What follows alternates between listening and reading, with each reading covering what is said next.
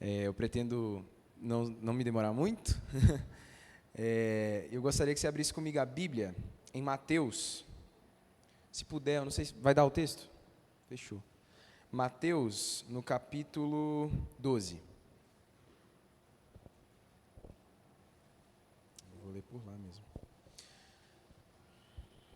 Mateus, capítulo 12, no versículo 38. Isso. Amém? Se os irmãos quiserem acompanhar aqui, também não tem problema. Diz assim: Então alguns escribas e fariseus disseram a Jesus: Mestre, queremos ver algum sinal feito pelo Senhor. Próximo. Mas ele respondeu: Uma geração perversa e adúltera pede um sinal, mas nenhum sinal lhe será dado, senão o do profeta Jonas. Porque assim como Jonas esteve 3 dias e 3 noites no ventre do grande peixe, assim o Filho do Homem estará 3 dias e 3 noites no coração da terra. Próximo. Ninivitas se levantarão no dia do juízo com essa geração e a condenarão, porque se arrependeram com a pregação de Jonas, e aqui está quem é maior do que Jonas. A rainha do sul se levantará no juízo com essa geração e a condenará, porque veio dos confins da terra para ouvir a sabedoria de Salomão. E aqui está quem é maior do que Salomão. Só até aqui. Amém? Vamos orar mais uma vez. Vocês oram por mim, agora vou orar por vocês. Amém? Espírito Santo, eu peço que a terra de cada coração esteja, ó Deus, afofada. Pai, que nós sejamos, Deus, impactados pela Tua palavra hoje, que aquilo que o Senhor quer falar e não o que eu quero falar, seja falado hoje, Pai. Em nome de Jesus, que toda resistência, Pai, em nome de Jesus, toda fortaleza que se levanta contra o conhecimento do Senhor caia, mas que em nome de Jesus o Senhor venha sobre nós com o espírito de sabedoria e revelação. Nós venhamos poder compreender a Tua vontade para nós, em nome de Jesus. Amém. Amém. Se puder deixar no versículo 38, amém? O que acontece, gente? Esse texto, ele sempre me deixou muito curioso. Porque eu ficava pensando, olha que interessante o pedido feito pelos judeus.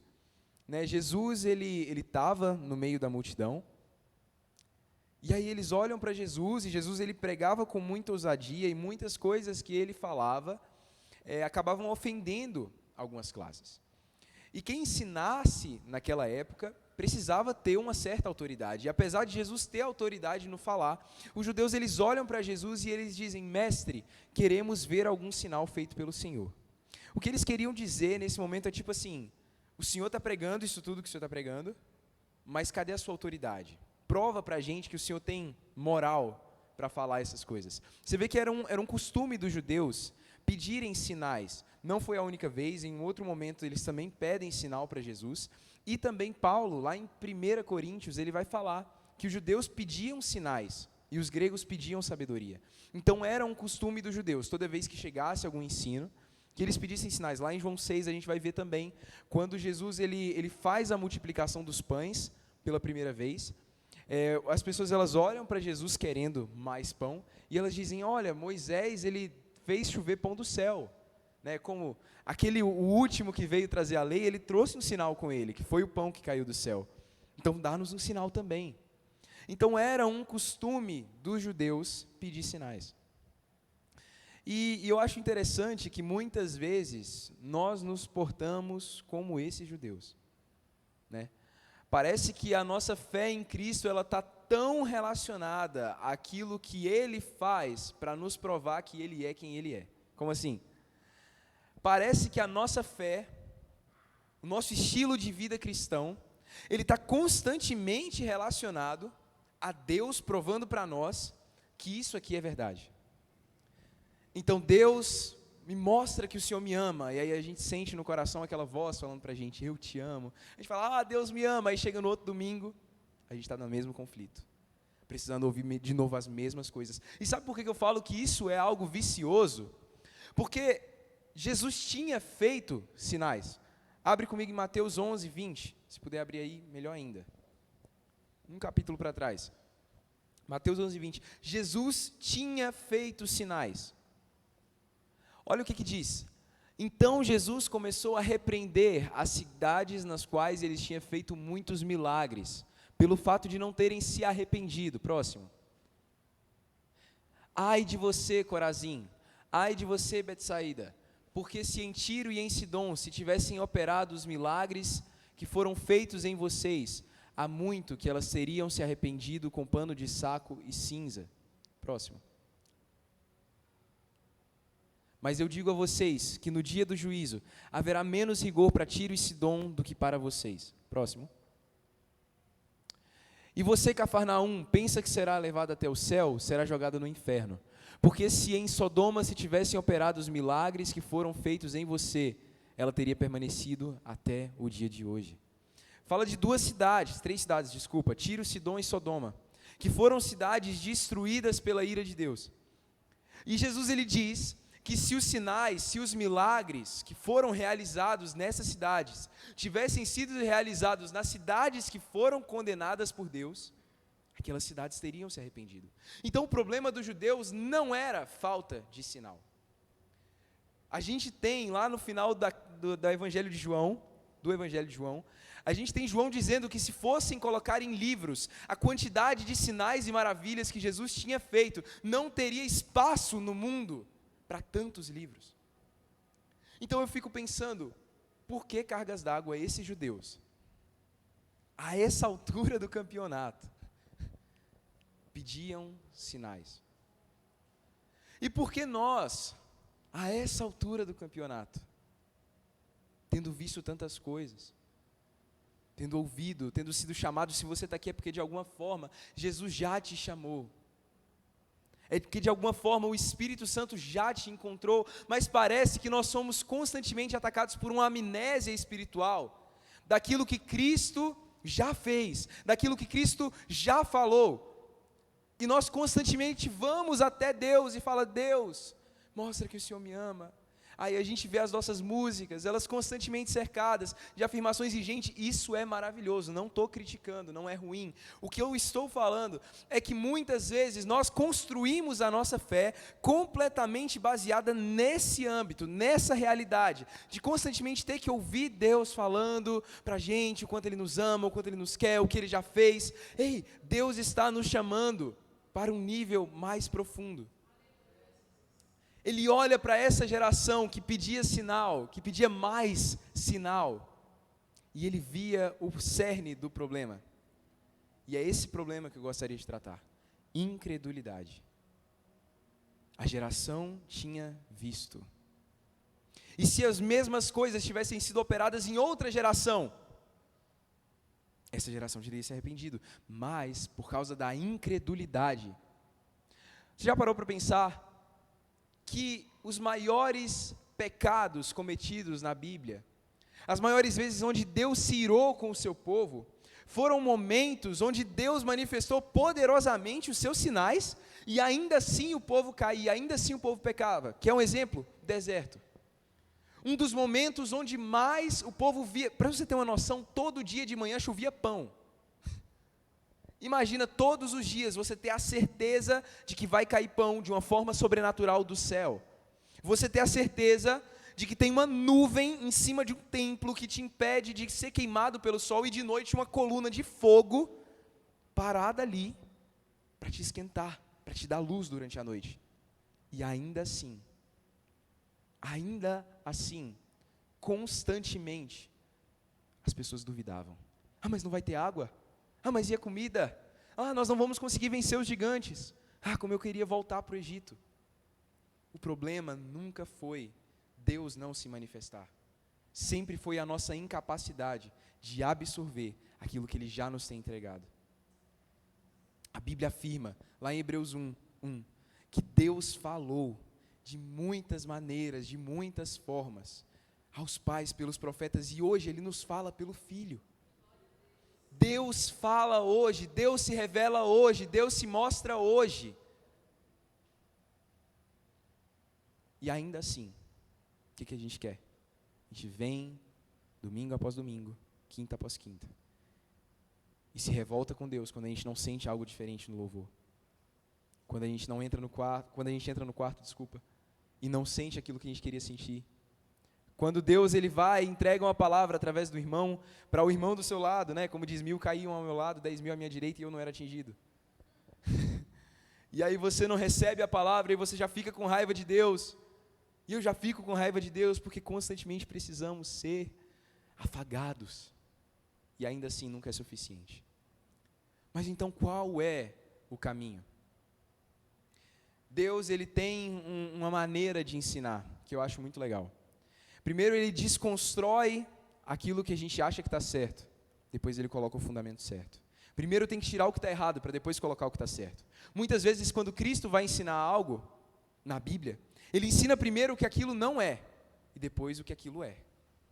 Então primeiro vem o apontamento do erro. Você vê que no própria carta de Romanos é bem isso. Os primeiros capítulos todos você tem o apontamento do erro da humanidade, a ira de Deus, ela se manifesta do céu contra toda impiedade, e os homens têm pecado, todos pecaram, estão destruídos da glória de Deus, e aí de repente, mas eles são justificados pela graça, e aí começa toda a boa notícia, mas primeiro Deus, ele desconstrói aquilo que está errado, para depois colocar o que está certo. Então ele olha para essa geração, ele olha para essas pessoas que pediam sinal, e ele diz, geração má e adúltera. Geração má e adúltera, não será dado nenhum sinal, a não ser o sinal de Jonas. E ele vai falar dos 3 dias na barriga do peixe, comparando com os 3 dias que o Filho do Homem estaria no coração da terra. A gente vai voltar nisso no final, mas eu acho interessante porque dois sinais são colocados. 2 pessoas. Depois que a geração é criticada, 2 pessoas, ou 2 grupos de pessoas, né, são colocados como um exemplo positivo. Sabe, tem uma coisa que é interessante. Se você está numa sala de aula, e nessa sala de aula, o professor dá uma prova, e essa prova é muito difícil, só que o professor estava avisando que você tinha que estudar aquela prova há muito tempo, ninguém estudou, só um aluno da sala.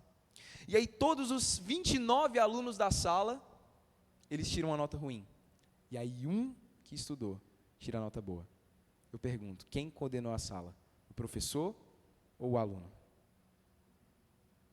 Aquele que estudou, fez com que todos os outros, fez com que se provasse que todos os outros poderiam ter alcançado aquilo ali e não alcançaram. Então o professor olha para aquilo e diz, não, então todos vão tirar 0. Porque se todos tivessem errado, era algo impossível. Mas um conseguiu. Então o que Deus faz? Ele pega pessoas que conseguiram.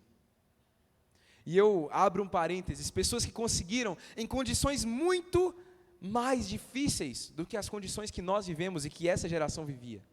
E ele apresenta como um exemplo positivo. E ele diz, lá no dia do juízo, essas pessoas se levantarão e elas vão acusar vocês.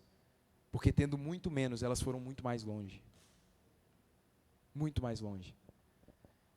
E eu acredito que quando Cristo citou essa galera, Ele queria que nós tivéssemos eles como exemplos de como fazer. É assim, é dessa forma. Por isso eu queria que a gente analisasse essas pessoas. E o primeiro grupo que é falado, vou voltar lá para Mateus 12:38, Mateus 12:40. Deixa eu aberto aqui também.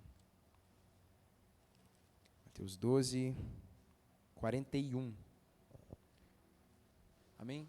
Diz assim, os ninivitas, fala comigo, os ninivitas. Os ninivitas se levantarão no juízo com essa geração. Na minha versão está contra essa geração. E a condenarão, porque se arrependeram com a pregação de Jonas. E aqui está, quem é maior do que Jonas. É interessante porque, não, só o 41. Isso, obrigado. É interessante porque todos nós conhecemos a história de Jonas. E se você nasceu no contexto cristão, mais ainda. Né? Eu acho que a EBD, 75% dela é composta de contar a história de Jonas. Teve até um culto que a gente fez aqui um tempo atrás, eu não sei quem que vai lembrar, e que foi sobre Jonas, a Sara está rindo lá, né? Que foi sobre Jonas, e a gente colocou a roupinha de marinheiro, fez um barquinho, enfim, foi engraçado. Mas a gente aprende sobre Jonas, cara. Jonas é uma história, uma das mais contadas no contexto cristão. Só que você já parou para perceber que toda vez que se conta a história de Jonas, quem que é o foco da história? Quem que é o personagem principal? Jonas. Mas aqui Jesus, ele pega essa história e ele fala sobre uma outra galera dessa história, que era um exemplo. Quem que eram? Os ninivitas. A gente vai ver que Nínive era uma cidade onde se praticava muita maldade, uma cidade perversa, e Deus, ele coloca no coração destruir aquela cidade, por causa da sua maldade. Mas a misericórdia de Deus, segundo Tiago, ela triunfa sobre o juízo. Então, antes de destruir, ele dá uma oportunidade. E ele levanta um profeta, Jonas, para ir e pregar. E todos nós conhecemos a história, né? Jonas não quis, se desviou da vontade, Deus reconduz, e ele acaba indo para Nínive e pregando. E se você abrir comigo em Jonas, no livro de Jonas, e eu gostaria que você abrisse comigo no livro de Jonas. Jonas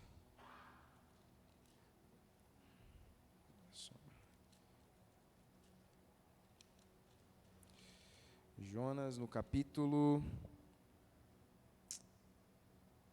3.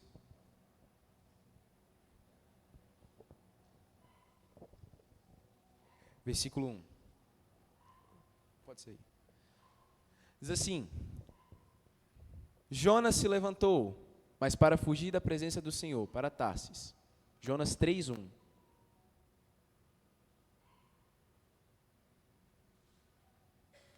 A palavra do Senhor veio a Jonas pela segunda vez, dizendo: Levanta-se, vá à grande cidade de Nínive e pregue contra ela a mensagem que eu lhe darei. Jonas se levantou e foi a Nínive, segundo a palavra do Senhor. Ora, Nínive era uma cidade muito importante diante de Deus. Eram necessários 3 dias para percorrê-la. Jonas começou a percorrer a cidade, caminho de 1 dia, e pregava dizendo: ainda 40 dias e Nínive será destruída. Os ninivitas creram em Deus. O que os ninivitas fizeram, gente? Eles creram em Deus. E eles proclamaram um jejum e vestiram roupa feita de pano de saco, desde o menor até o maior. Próximo. Quando essa notícia chegou ao rei de Nínive, ele se levantou do seu trono, tirou seus trajes reais, cobriu-se de pano de saco e sentou-se sobre cinzas.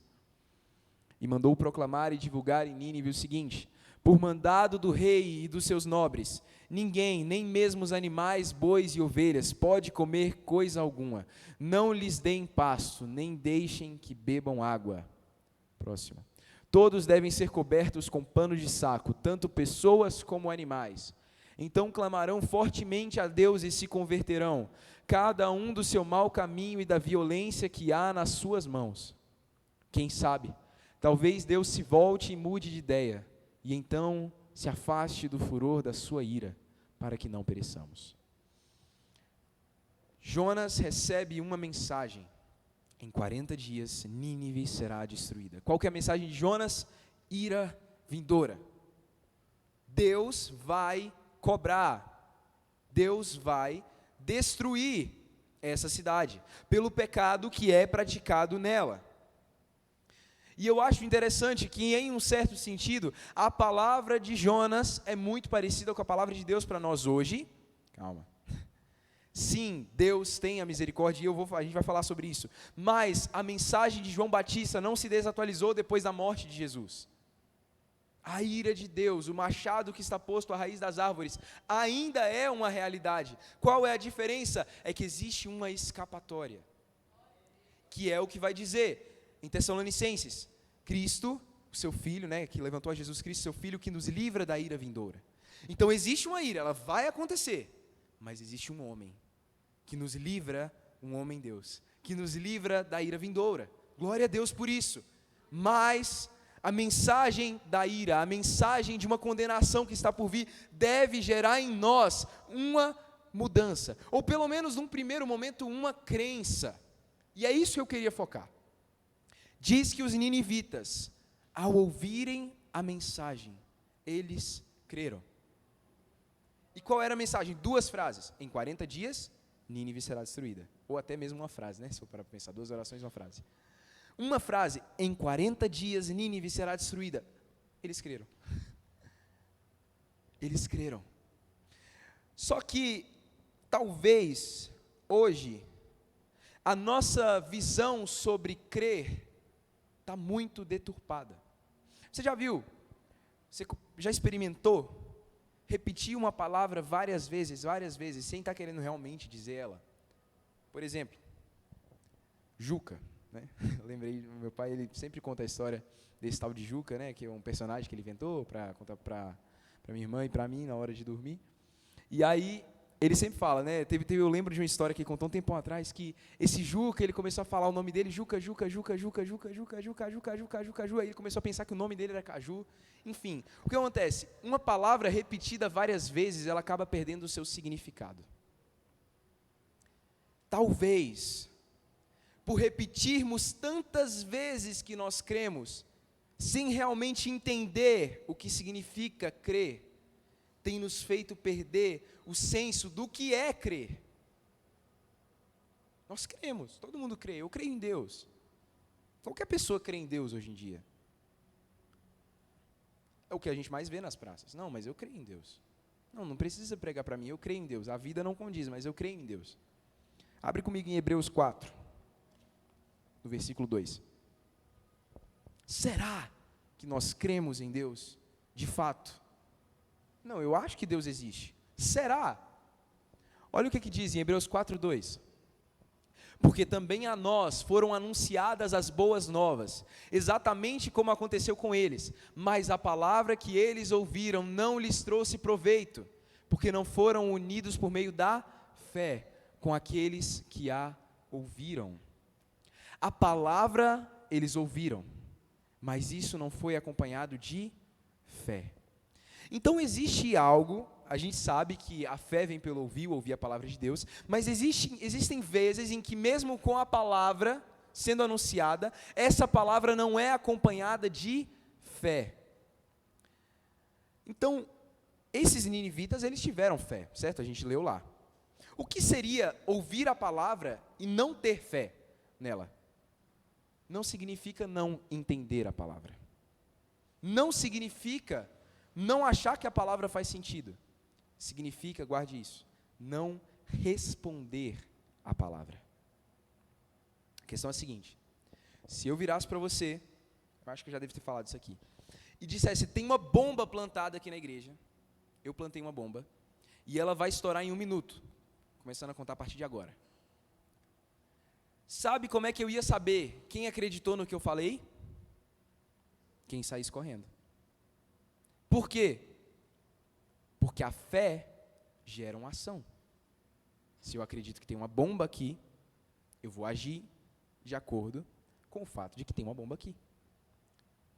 Se eu acredito que Deus diz que há uma ordem para que todos, em todo lugar, se arrependam, porque existe uma ira chegando, e existe uma ordem, produzam frutos dignos de arrependimento, deixem o que é mal, rumem para o que é bom. Se existe essa ordem, se existe a ordem de crer em Jesus e viver de acordo com aquilo que Ele apresenta, sabe como é que eu vou saber se eu realmente criei? Não é se eu acho que faz sentido, é se eu respondo. E o que aconteceu com os ninivitas? Diz, eles creram e proclamaram um jejum. Imediatamente, e é interessante, abro um parênteses, né? Esse texto dos ninivitas é sempre usado para falar dos governantes proclamarem jejuns nacionais, e sim, isso é justo, mas todo avivamento, toda revolução, todo arrependimento começa de baixo para cima, não de cima para baixo. Então diz que os ninivitas, eles foram se arrependendo constantemente e começando jejuns até que chegasse no rei e ele proclamasse um jejum. Então a gente não deve esperar, isso é um parênteses, tá? Que a mudança venha de cima para baixo. Nós mesmos devemos começar essa mudança, no nosso contexto, começando de nós o arrependimento, começando de nós a mudança. Fechado parênteses. Então, quando eles ouviram a palavra, eles responderam a palavra. E eles se arrependeram. E eles se arrependeram, mas não se arrependeram assim, verdade. Não. Diz que do menor até o maior, até os animais, todos eles proclamaram um jejum. E o arrependimento foi tão genuíno que Deus desistiu de ferir aquela cidade. E Jesus diz que no último dia, naquele dia, no dia do juízo, os ninivitas se levantariam contra nós, porque eles ouviram a pregação de Jonas e creram. Quantas pregações nós temos ouvido? Quantas vezes o Espírito Santo tem nos falado? A Bíblia diz que o Espírito, ele vem para convencer o homem do pecado, da justiça e do juízo. Então quem está pregando hoje não é Jonas, é o Espírito Santo de Deus. Não é o pregador, não é no pregador que está o problema. Até porque todos nós temos acesso a isso aqui. Não é no pregador, não é na palavra. Não é. Cara, o tempo onde eles viviam, para você ter uma ideia, não era nem o tempo da graça ainda. Vê isso muito claramente na afirmação do rei. Quem sabe Deus se arrependa? Quem sabe Deus ele desista da ideia dele de destruir? Não era uma certeza. Pode ser que eles fizessem tudo aquilo, e ainda assim Deus não desistisse, mas eles fizeram. E nós temos a certeza de que todo aquele que invocar o nome do Senhor será salvo. Nós temos a certeza de que a salvação está disponível e todos quanto receberem serão feitos filhos de Deus. A gente tem a certeza, a plena certeza, e ainda assim somos tão lentos a responder. Como nós temos respondido a essas realidades? O juízo, a realidade de que Deus, Ele contempla e Ele sabe aqueles que são seus, que Ele oferece, estende a mão em misericórdia, e Ele faz isso, mas que um dia Ele virá e Ele vai pedir contas. Ele vai pedir contas. Eu penso, se hoje você viesse para mim e dissesse, vamos supor que eu fosse muito rico, né? Eu quero fazer uma faculdade, mas eu não tenho dinheiro para pagar. Mas eu prometo que se você pagar essa faculdade para mim, eu prometo que eu vou estudar e eu vou ser um bom profissional. E aí eu falo para você, eu pago a faculdade para você. E aí eu vou lá, coloco o dinheiro na faculdade. Vamos supor que você nunca tivesse feito nada por mim.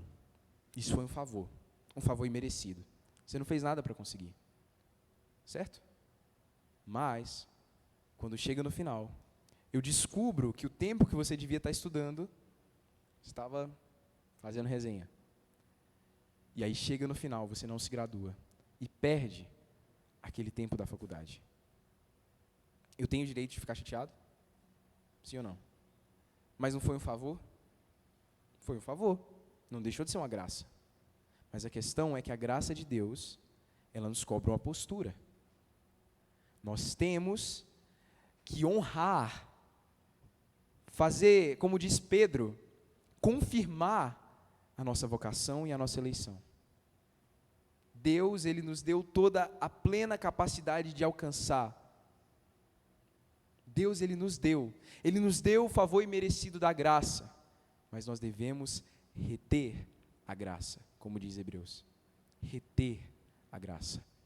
Então que nós venhamos a ser como os ninivitas, ouvindo a palavra, crendo na palavra, respondendo a palavra. Amém? Mas fala de um outro personagem, uma outra personagem.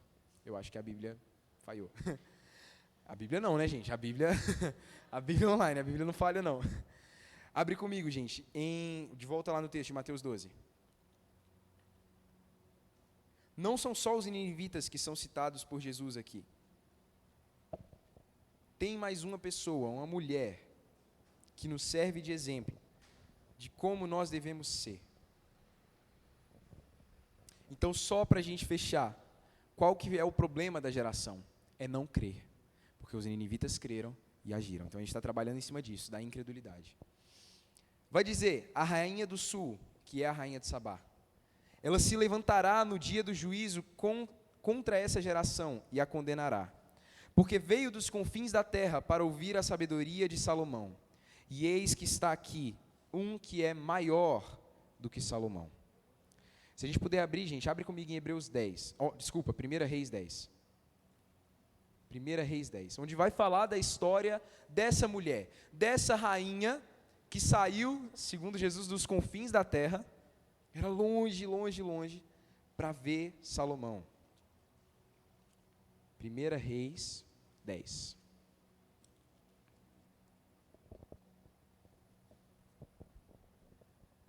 Diz assim: e quando a rainha de Sabá ouviu, Hebreus 10, 1, ouviu sobre a fama de Salomão a respeito do nome do Senhor, ela veio para prová-lo com perguntas difíceis. E veio até Jerusalém com uma comitiva muito grande, com camelos que carregavam especiarias e muitíssimo ouro, e pedras preciosas. E quando chegou diante de Salomão, ela conversou com ele sobre tudo que estava no seu coração. E Salomão respondeu-lhe sobre as suas perguntas. E não houve coisa alguma ocultada da parte do rei, da qual não lhe tenha contado.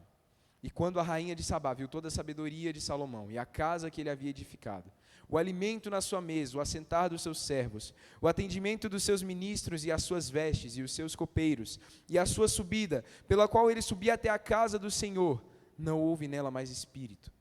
E ela disse ao rei: foi um relato verdadeiro que eu ouvi na minha própria terra, dos teus atos e da tua sabedoria. Todavia eu não cria nas palavras, até que vim, e os meus olhos o viram, e eis que nem metade me havia sido contada. A tua sabedoria, a tua prosperidade excedem a fama que eu ouvi. Felizes são os teus homens, são os seus servos, os quais estão sempre em pé diante de ti, e que ouvem a tua sabedoria. Bendito seja o Senhor teu Deus, que em ti se deleita, para te colocar no trono de Israel, porque o Senhor amou Israel para sempre, por isso te fez rei, para fazer juízo e justiça. E ela deu ao rei 120 talentos de ouro, e uma provisão muito grande de especiarias e pedras preciosas, e nunca mais ali chegou tal abundância de especiarias, como essas que a rainha de Sabá deu ao rei Salomão. É interessante porque a rainha de Sabá, ela não conhecia o rei. Sabá, esse reino do sul, era um reino que ficava abaixo do deserto do Saara, descendo pelo Egito, na África. Era longe demais. E é interessante porque ela ouviu falar da fama de Salomão. Ela ouviu falar, ela não tinha visto, ela ouviu um relato. Mas isso foi suficiente para que ela saísse da sua terra, se deslocasse, fosse até Salomão. E quando ela chega lá, ela começa a perguntar para Salomão e começa a passar tempo com ele, gastar tempo com ele no reino, e ela vê que tudo aquilo que ela tinha ouvido não é nem 1% da realidade. E diante disso, ela presenteia Salomão com muitas especiarias, com muito ouro, e diz que a provisão dela foi a maior que o reino de Salomão já recebeu.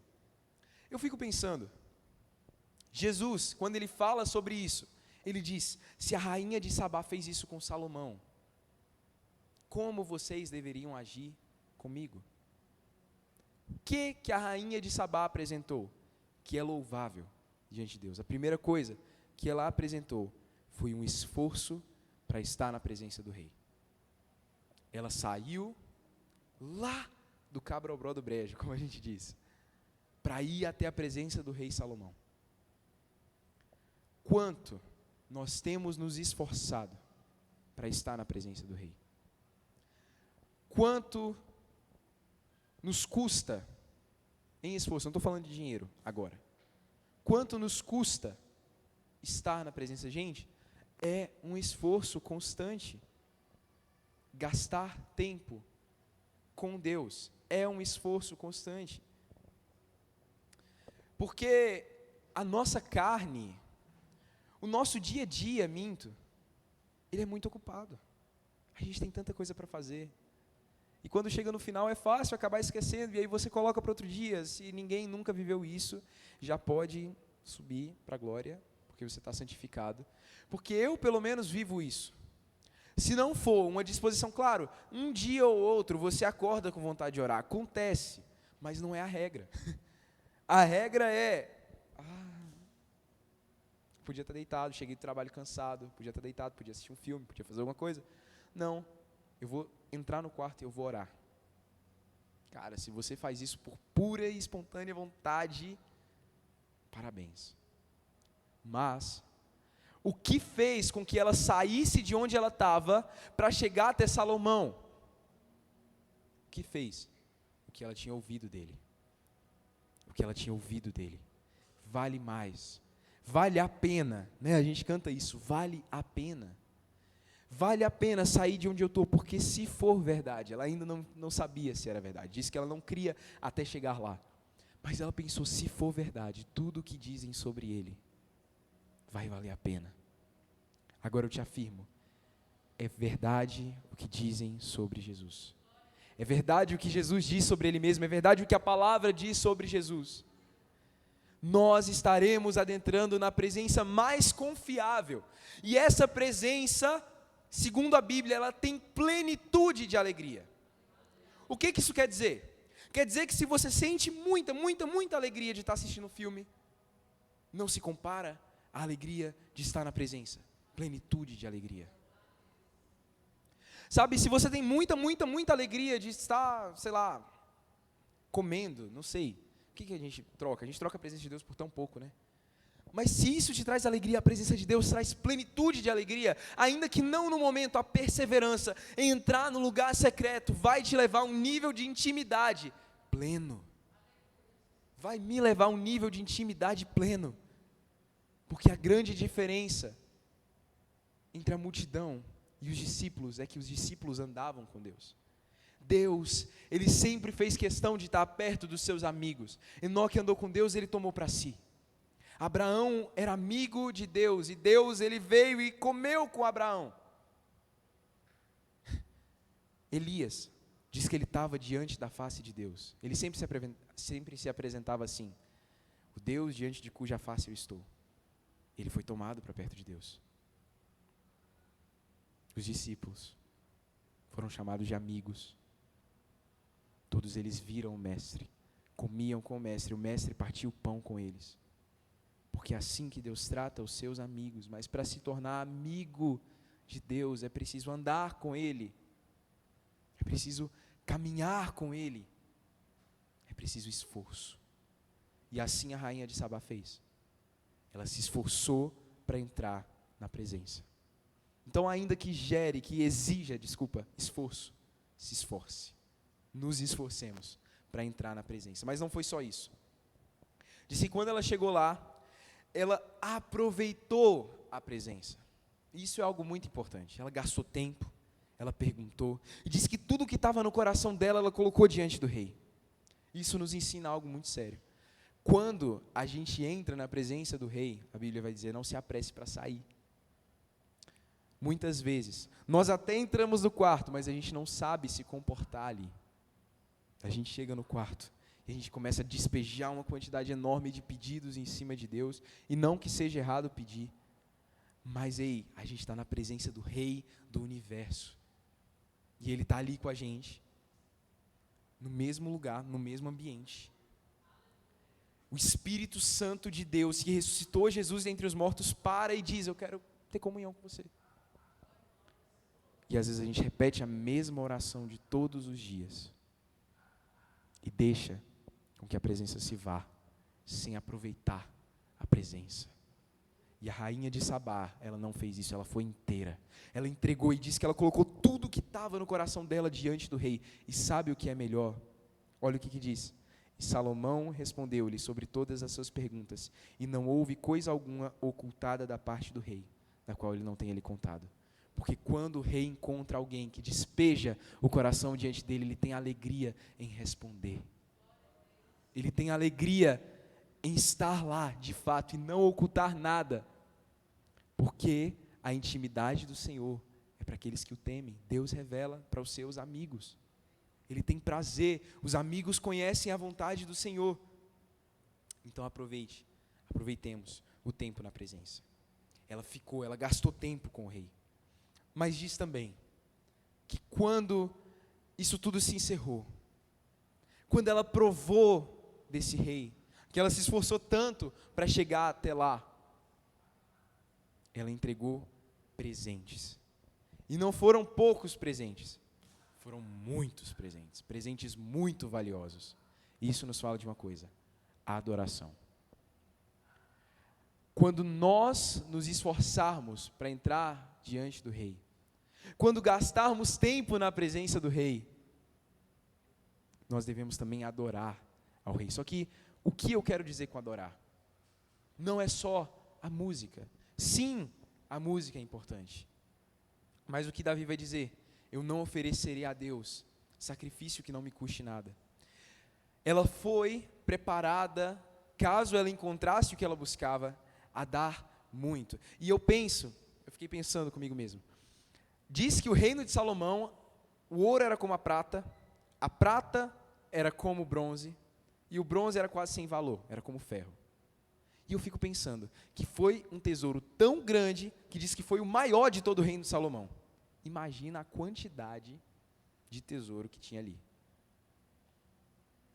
Ela fez questão de, se é que isso é possível, impressionar o rei. E aí a gente pensa, mas o rei já tinha tudo. E ainda assim, aquele tesouro foi registrado aqui como algo especial. Por quê? Porque a nossa adoração, quando ela flui, depois de a gente ter passado o tempo com Deus, e a gente oferece aquela adoração que não é uma adoração mecânica, que não é a gente chegar aqui e repetir uma letra que está sendo passada no telão, não, eu conheci esse rei, e ele é tudo isso mesmo que eu estou cantando, ele é tudo isso mesmo que eu acho que ele é, então eu vou falar isso para ele, e eu vou cantar isso para ele, e entra muito mais, de que forma a gente adora a Deus? Será que o nosso dinheiro também não é uma forma de adoração a Deus?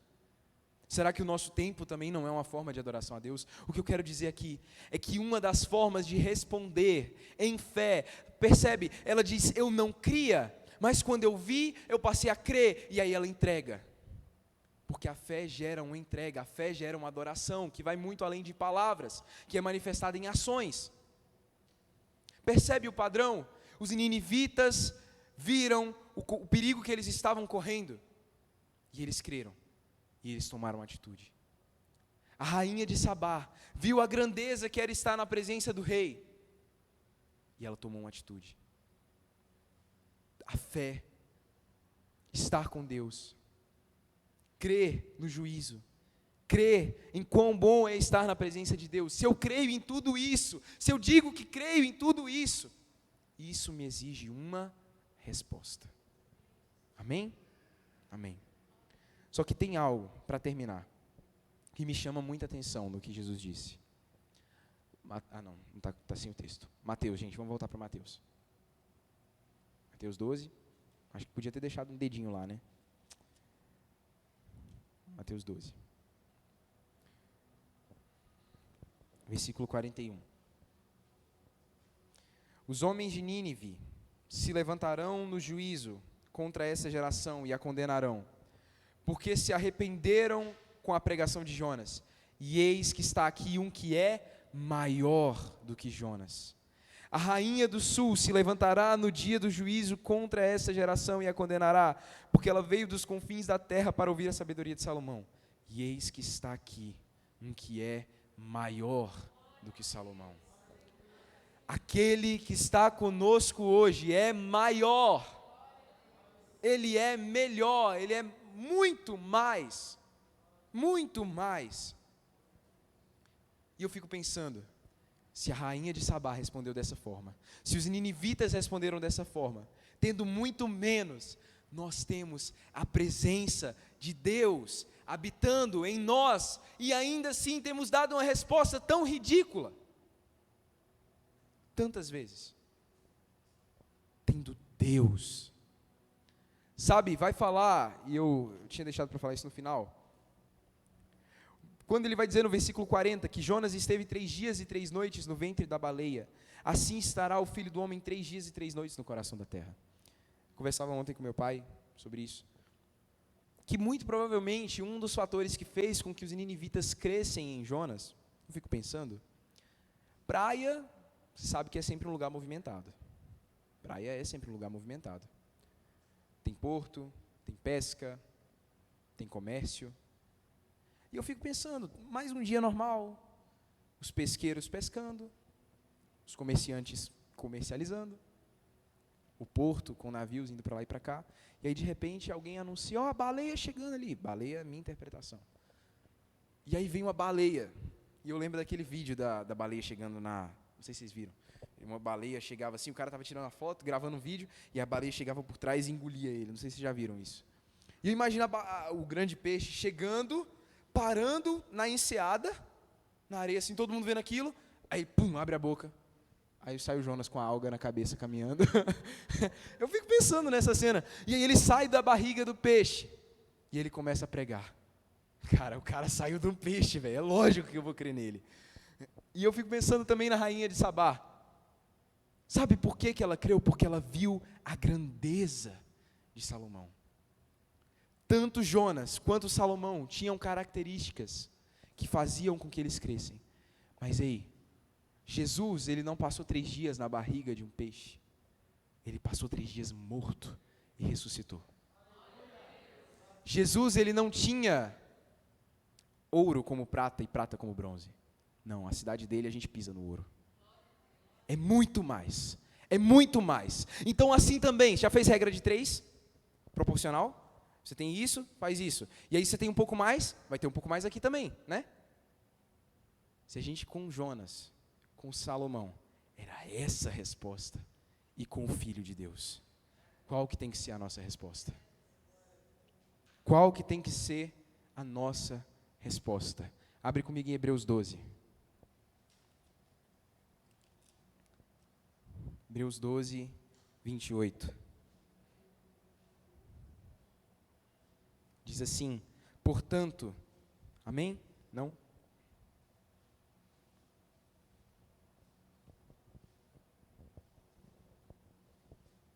Hebreus 12, 28. Diz assim, portanto, tendo recebido um reino inabalável, retenhamos a graça, pelo qual podemos servir a Deus de forma aceitável, com reverência e temor divino. Nós temos recebido um reino inabalável. Nós não chegamos, esse texto todo ele vai fazer essa comparação do que as pessoas viveram naquela época e do que nós estamos vivendo hoje. E ele vai falar, nós já chegamos ao Monte Sião, nós estamos na cidade do Deus vivo, na Nova Jerusalém, na gloriosa reunião, nos milhares de anjos, na igreja dos primogênitos, ao Pai, juiz de todos, ao sangue da aliança que fala mais alto que o sangue de Abel. Nós temos chegado a esse reino que é muito maior do que aquilo que eles viveram no Velho Testamento. E é muito bom que a gente se inspire nos heróis, é muito bom que a gente se inspire em Davi, se inspire em Jonas, se inspire em tantas pessoas, em Jonas talvez não tanto, mas se inspire nessas pessoas gloriosas. Mas aquilo que temos recebido hoje é muito maior, e por isso a nossa resposta tem que ser muito maior. O Espírito está entre nós. Nós temos recebido o Espírito de Deus. O sangue do Filho de Deus nos purifica. Nós temos vivido essa realidade. Vamos viver à altura dessa realidade. Amém? De que forma podemos agir? O que a nossa fé, que dizemos ter, tem gerado em nós? O quê? Qual é a nossa adoração? Qual é o nível da nossa santificação, do nosso arrependimento? Será que nós temos nos esforçado para estar na presença do Rei? Será? Fique de pé, se puder. Amém?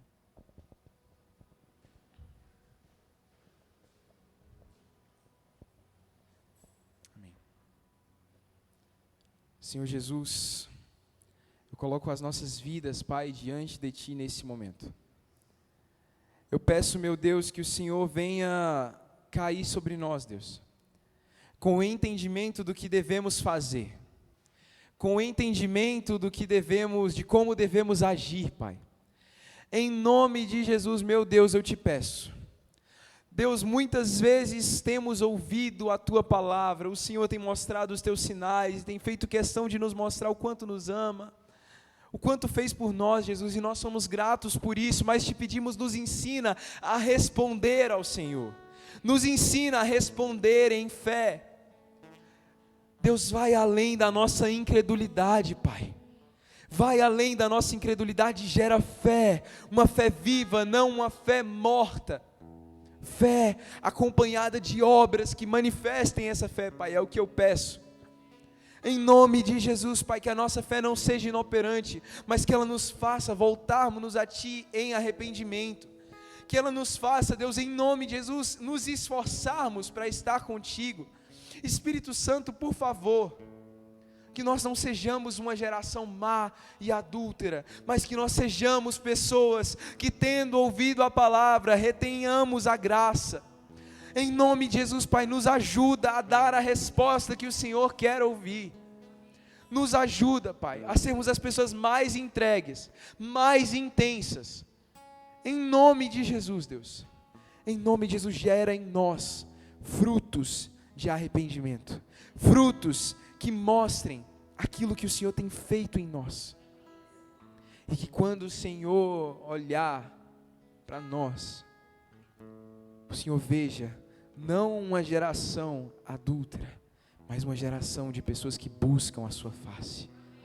Em nome de Jesus, Pai, é o que eu te peço. Em nome de Jesus, amém.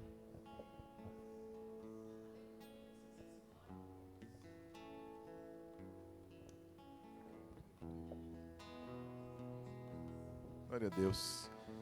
Irmãos, tem uma máxima que diz assim, privilégios maiores, responsabilidades maiores.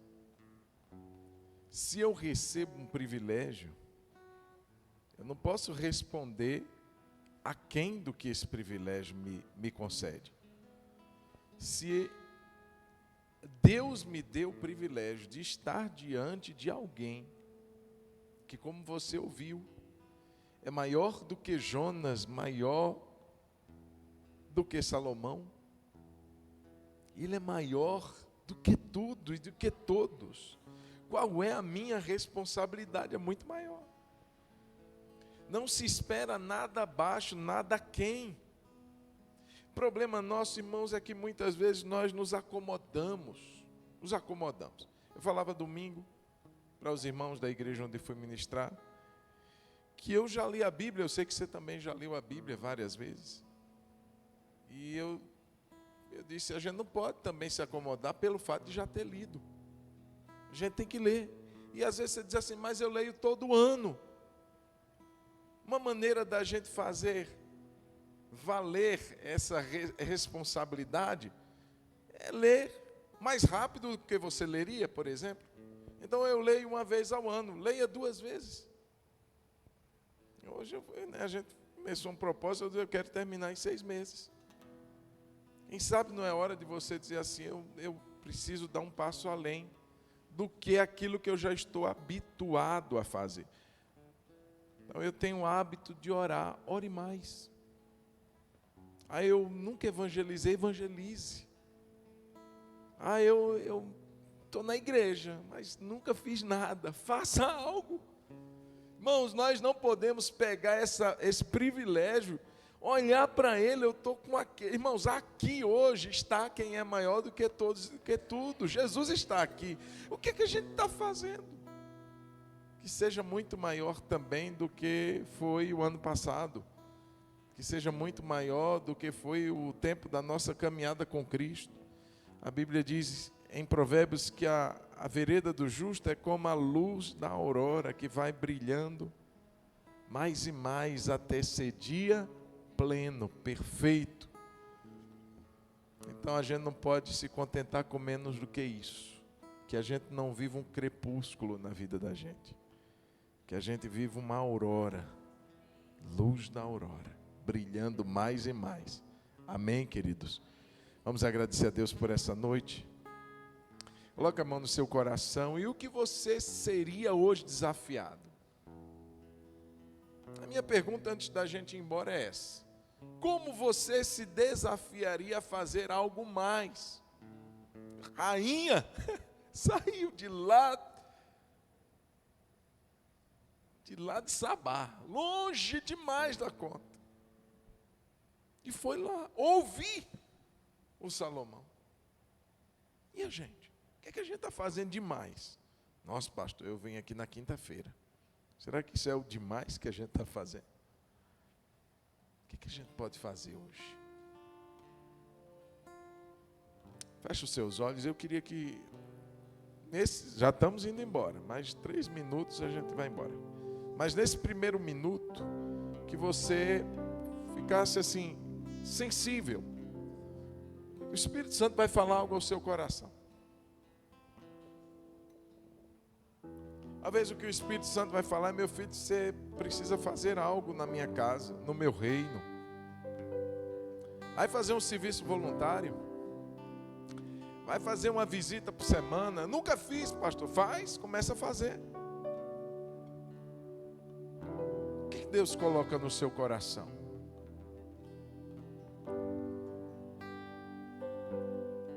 Você está diante dele, querido. Ele merece isso. Ele é digno disso. Que privilégio recebemos. Um reino inabalável.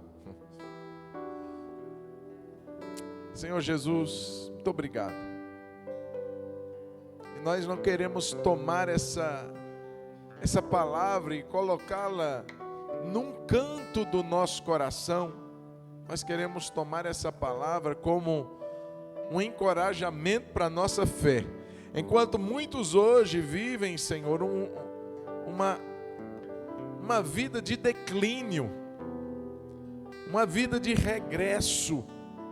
Nós queremos viver uma ascensão, nós queremos viver um crescimento. Nós queremos, Senhor, não para os outros verem, não para os outros olharem, não, Jesus.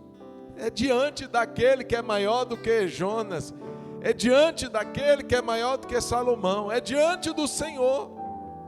Meu Deus, obrigado pelo privilégio de termos a Ti, Jesus. Dá-nos essa direção, essa sensibilidade, dá-nos essa oportunidade de fazermos isso e assim glorificarmos a Ti sempre, de todas as formas e maneiras, em nome de Jesus. Amém. Quem concorda, diga amém. Eu queria conhecer e agradecer. Conhecer e agradecer, a gente vai finalizar com essa canção. Finalizar com essa canção significa que você pode voltar para sua casa, a gente vai cantar. Se você quiser cantar, você fica. Se você quiser cantando, indo para sua casa, você também pode, entendeu? Mas eu queria agradecer a vida do Kaique e da Eliane. Cadê eles? Deixa eu conhecer. Kaique e Eliane, Deus abençoe vocês. Que bênção ter vocês aqui. Sejam muito bem-vindos, tá, queridos? Em nome de Jesus. Vamos aplaudir a vida deles, queridos, em nome de Jesus. Deus abençoe. Glória a Deus. Glória a Deus. Amém. Vamos cantar? Senhor Jesus, obrigado por essa noite, por esse tempo que passamos na Tua casa. Que cada um aqui seja extremamente abençoado em tudo aquilo que necessitar. E que jamais esqueçamos que recebemos um grande privilégio e que isso exige de nós uma grande responsabilidade. Em nome de Jesus. Amém. Vamos cantar. Você pode ir cantando e se despedindo do seu irmão. Você pode ir cantando e ficando aqui. Fica à vontade. Deus abençoe sua vida. Mais que a própria vida. Sem ti não irei. Sem ti não irei. Não me deixe sair da tua presença. Sem ti não irei. Sem ti não irei.